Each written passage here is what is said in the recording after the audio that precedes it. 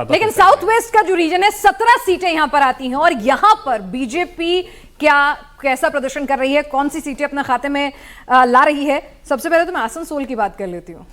बिल्कुल सही कह रहे हैं। आसनसोल में शुरू में प्रॉब्लम थे बीजेपी के लिए, जो सेल्फ गोल बीजेपी ने किया था उसके लिए भरपाई बहुत मुश्किल हो रही थी। लेकिन बंगाल में जैसे करें एक नया जुमला चल रहा है कि जनता चुनाव लड़ रही है, तो बंगाल में वाकई जनता चुनाव लड़ रही है बीजेपी के लिए। ये जिस रीजन की अभी आपने जिक्र किया है पिनास, बीजेपी को जिता रहे इस रीजन में बीजेपी बहुत अच्छा कर रही है ओवरऑल।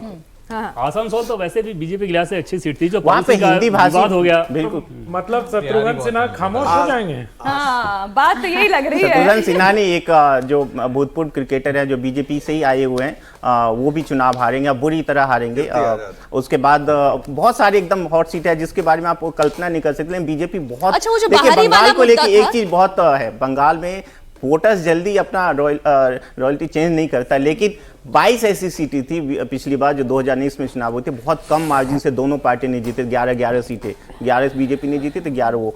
बीजेपी ने उन 11 सीटों पर बहुत एक्स्ट्रा मेहनत करके उसमें अपने लिए जगह बनाया है। इसीलिए आप देखेंगे घाटल, तमलुक हो गया, उसके बाद हो गया। अभी जरा ग्रेटर कोलकाता, एक कलकत्ता वाली मिस्ट्री क्यों नहीं सॉल्व कर पा रही है भारतीय जनता पार्टी। 5 सीटें, तृणमूल कांग्रेस 3 से 4 सीटें यहां जीतती हुई दिखाई दे रही है, बीजेपी 1 से 2 सीटें। ये कौन सी सीटें? हावड़ा हो सकता है। और पहले उम्मीद थी कि दमदम सीटें बीजेपी जीत सकते हैं, लेकिन नहीं जीत रही है। कैंडिडेट की वजह से वो है। हालांकि वहां पे आज जब पोलिंग हो रहा था तो दिख रहा था कि थोड़ी बहुत शोरगुल है, लेकिन निकाल कलकत्ता ममता बनर्जी के साथ है। अभी देखिए आज के डेट में जो ममता बनर्जी के पास वोट बैंक बचा वो क्या मुस्लिम और जो भद्रलोक जिसको कहते हैं, जो कहते हैं सवर्ण जिसको कहते हैं यूपी बिहार में कहते हैं, वो वोट बैंक बचा हुआ है।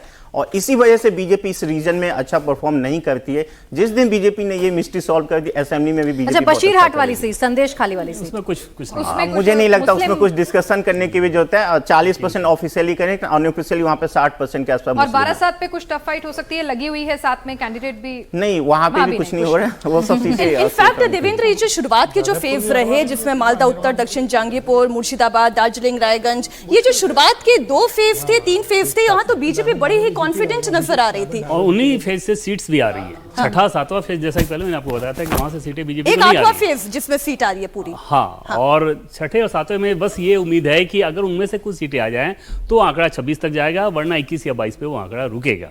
और अगर आपको 21 या 22 तक जाना है तो मालदा उत्तर दक्षिण दोनों जीतना होगा।